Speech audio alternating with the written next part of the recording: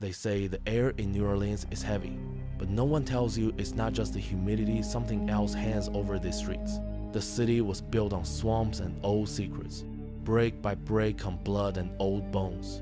Each block stained by centuries of storms, fire, and the relentless tide of the Mississippi. In the flickering lamplight, every crumbling balcony and overgrown grave whispers a warning. Here, the past never dies.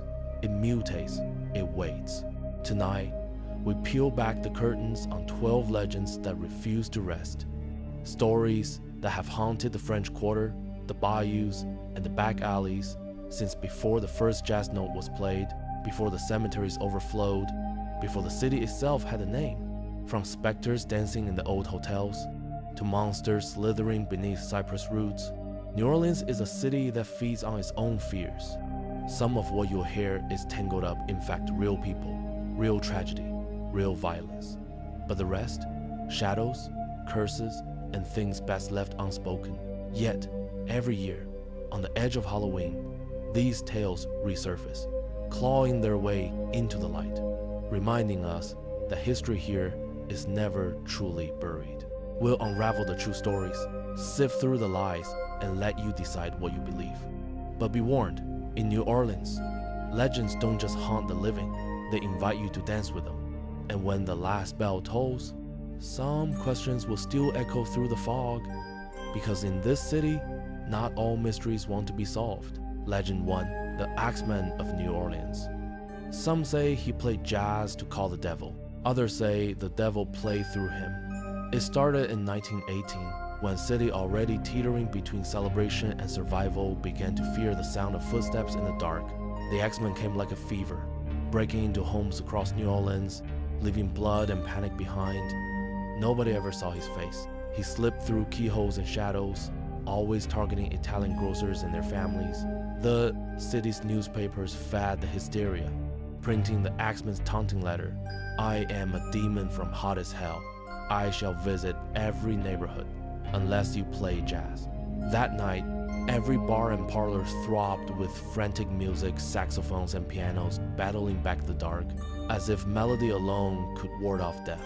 Survivors spoke in hushed voices, a figure moving with impossible speed, cold eyes gleaming in lamplight, doors left locked but splintered anyway. A mother in the Lower Garden District, 1919, her screams swallowed by the night. An old grocer on Ursuline Street, hands trembling for years afterward. Nobody caught the Axeman. Some claimed it was a mafia vendetta, others blamed a lunatic lost in the city's underbelly. But to this day, New Orleans remembers when jazz spills into the streets. Some still say it's to keep the Axeman away. No arrest, no grave, no face. Only the lingering terror that music is the only thing standing between you and the next swing of the axe. Legend 2, the Casket Girls of the Ursuline Convent. They arrived with the dawn pale and silent, each holding a casket that no one dared to open. The year was 1728. New Orleans was still mud and promise. A French outpost clawing itself out of the swamp. Into this raw, half-built world came the filles à la cassette, the Casket Girls. Sent from France to become brides for the settlers, they disembarked at the river's edge, eyes downcast, clutching strange, coffin-shaped chests. The Ursuline nuns took them in, locking the girls and their caskets in the convent's attic. Rumors spread. Why did the sisters keep the shutters nailed shut, even in the stifling heat? Why did the caskets never seem to open, nor the girls ever speak of their lives before? As years passed, stories grew darker. Some swore they saw pale faces peering through the attic slats at midnight. Others blamed the girls for the mysterious deaths and bloodless bodies that turned up in the quarter. Was it sickness or something older? Sailors muttered that the caskets carried more than trousseau, something hungry, something dead. In 1978, paranormal investigators reportedly found the attic's windows still tightly sealed, the original nails untouched. The local church hastily boarded them up again, just in case. Today, the Ursuline Convent is a museum, but the attic remains forbidden. On humid nights, when the wind rattles the shutters, guides warn curious visitors not to look up. The legend endures. Did the Casket Girls bring vampires to New Orleans? Or were they just victims of fear and old world suspicion? The answer lies sealed away above the city's sleeping heart. Legend 3. Madame Lalaurie and House of Horrors. Behind those wrought iron gates, pain had an address and cruelty wore a silk gown. 1834. Royal Street, a fire breaks out at the opulent mansion of Madame Delphine Lalaurie, one of New Orleans' most admired socialites.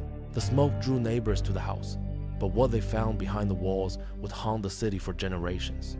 Shackled slaves, starved and mutilated, hidden away in attic rooms that reeked of suffering, torture devices, chains, and whispers of experiments that bordered on the inhuman. Madame Lalaurie, pale and perfectly coiffed, slipped out the bag and vanished into legend. Some say the screams started long before the fire heard through thick walls. During Lalaurie's lavish parties, neighbors spoke of children disappearing, of bloodstains that never washed out. Survivors told of grotesque injuries, the work of someone who saw herself above morality, above humanity. Her husband, doctors, even the authorities turned blind eyes, enchanted by her wealth or paralyzed by fear. When the truth finally surfaced, an angry mob tore through the house. But Madame Lalaurie was gone, fled to Paris, they say, though some believe she never truly left. Skeptics claim the stories were exaggerated, fueled by racism and gossip. Yet the horrors fit too well with what was found. Today, the Lalaurie mansion stands silent, its windows dark, but every tour guide lowers their voice when passing by. Some nights, footsteps echo in empty halls, and a cold draft snakes down Royal Street. The house remains a wound in the heart of the city, daring the brave to peer into its darkness. Legend 4. The Myrtle's Plantation Ghosts. They say the oaks whisper at night, but it's not the wind, it's the restless souls trapped beneath their roots. In the quiet town of Street, Francisville, north of New Orleans, stands the Myrtle's Plantation, a place called one of America's most haunted homes. Built in 1796, its beauty hides layers of tragedy. The most persistent legend centers on Chloe, an enslaved woman said to have worn a green turban to hide her severed ear. Caught eavesdropping, Chloe was forced into silence by her master's rage. Some say she poisoned the family's children as revenge, only to be hanged and drowned by her fellow slaves. Visitors report seeing Chloe's apparition, her face twisted by pain, drifting through the gardens, staring from the windows as dusk settles in. But Chloe is not alone. The plantation's mirror supposedly traps the spirits of Sarah Woodruff and her children, victims of the same poison. Guests claim the mirror reveals ghostly handprints and sad faces peering out when no one's near. There are stories of children's laughter echoing through empty rooms, and of a Confederate soldier bleeding on the front porch, reliving his final moments for eternity. Historians point out inconsistencies. Records of the Woodruff deaths suggest yellow fever, not poison, and no evidence Chloe existed. Yet, the legend persists, fed by sleepless nights, strange photographs, and countless encounters from guests who swear they saw shadows move when nothing should have. Today, the Myrtles welcomes thrill seekers and skeptics alike. But after dark, as the Spanish moss sways and the floorboards creak, nobody really believes they're alone. Legend 5. The Grunge Road Monster.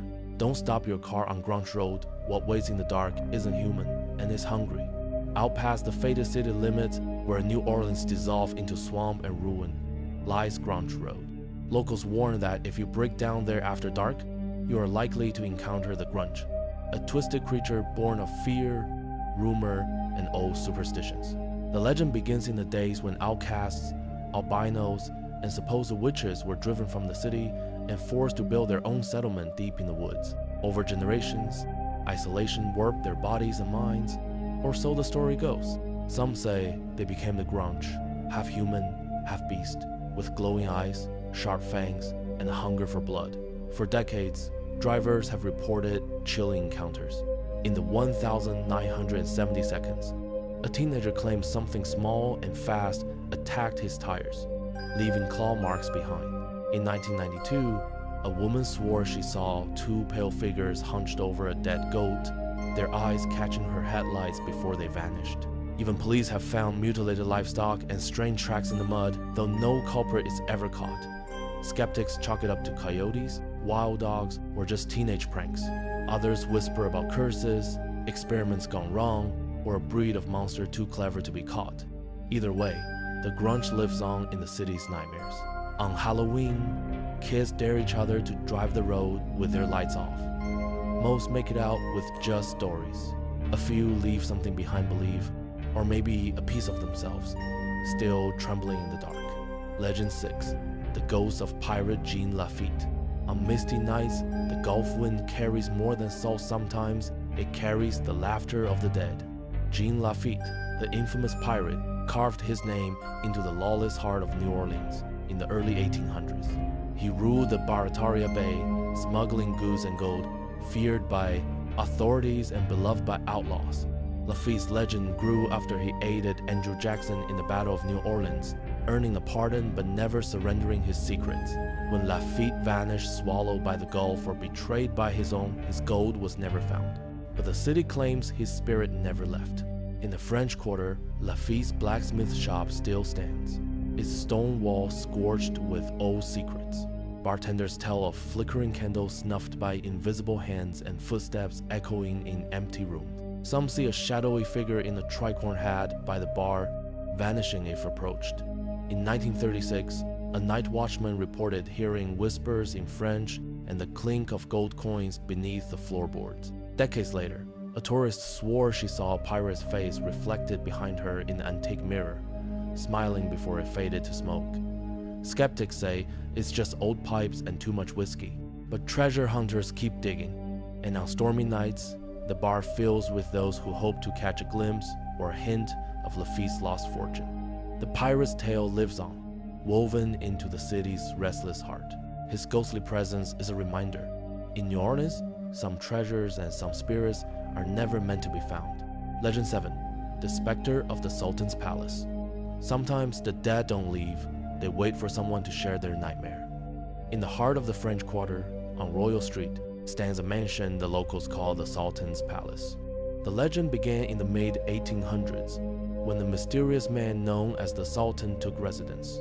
He arrived with riches, servants, and an endless parade of masked parties that pulsed through the night behind iron gates. The neighbors whispered, drugs, torture, Eastern rituals. No one dared ask questions.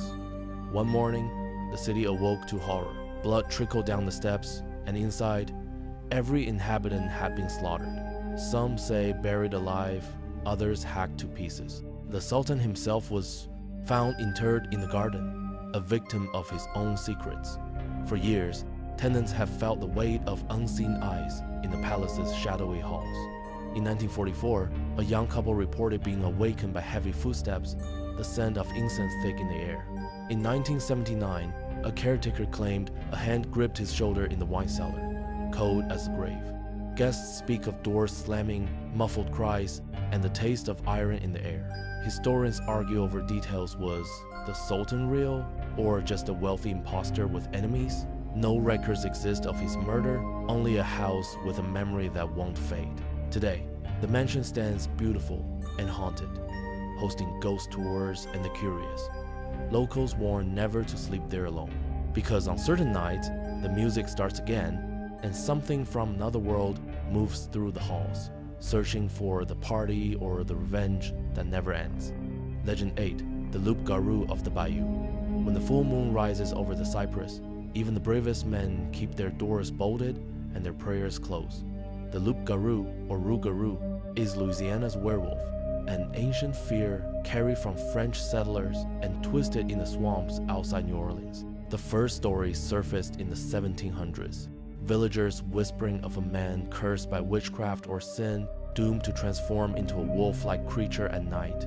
The loup-garou stalks the bayous, haunting the disobedient and the unlucky, its eyes glowing red in the reeds, its breath hot on the neck of those who stray too far from campfires. Farmers in the 1922nd swore livestock disappeared under impossible circumstances. Hoofprints replaced by claw marks, fences shredded as if by enormous beast.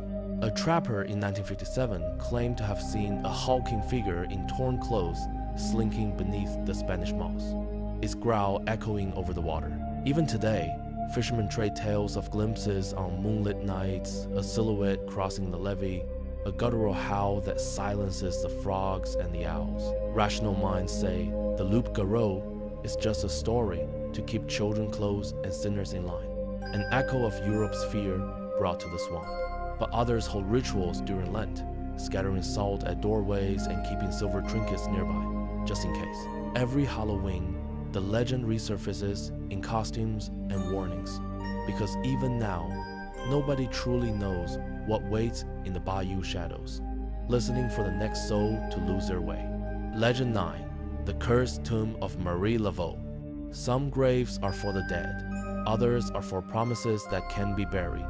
In the tangled graveyards of New Orleans, one tomb draws more visitors and more fear than any other. The resting place of Marie Laveau, the Voodoo Queen.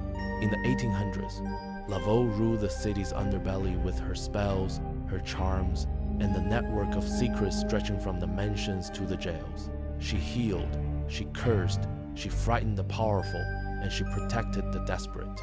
When she died in 1881, they buried her in Street Louis Cemetery No. 1, but some claim she never left.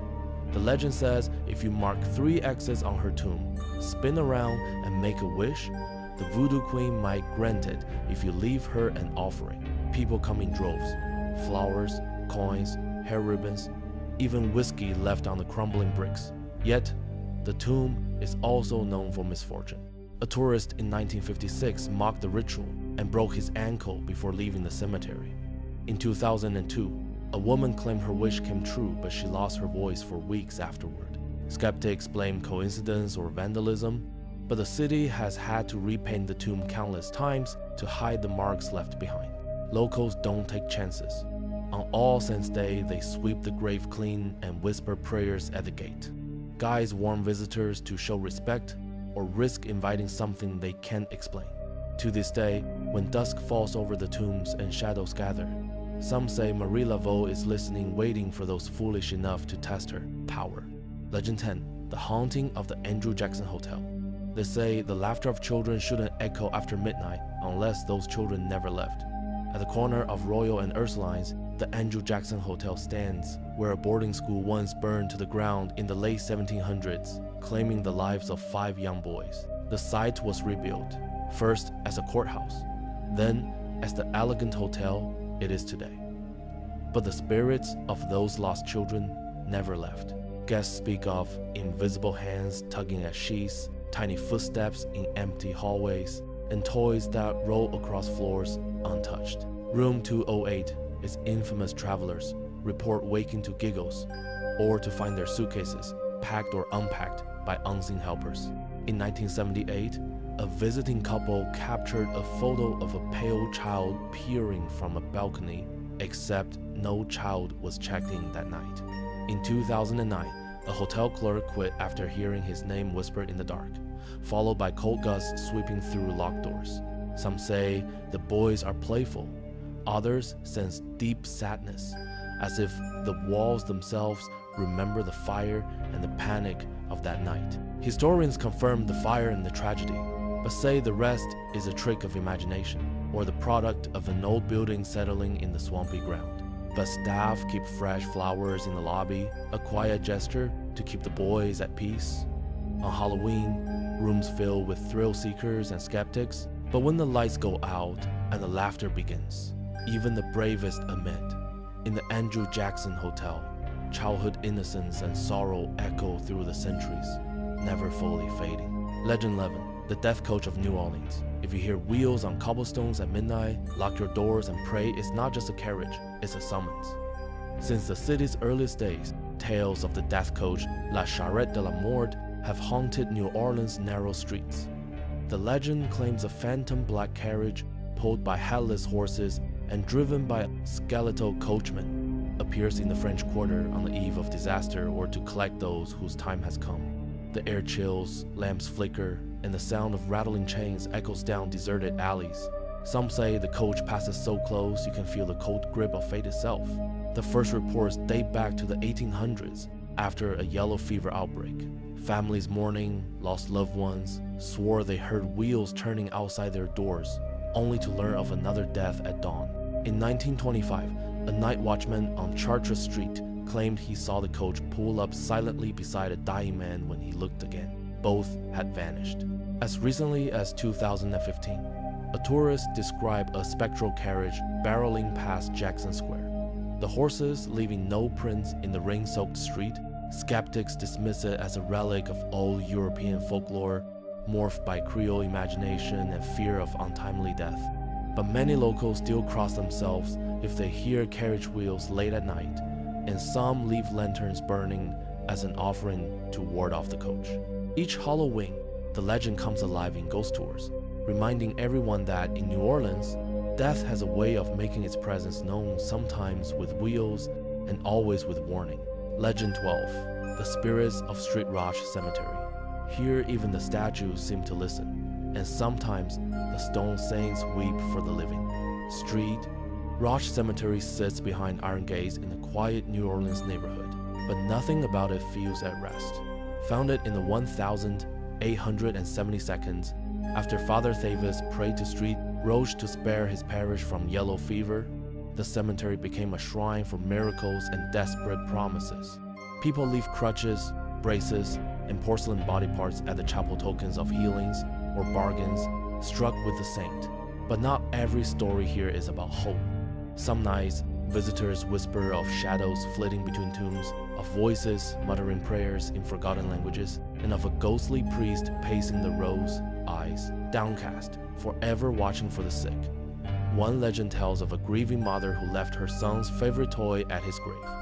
The next morning, it was found broken and moved to the chapel.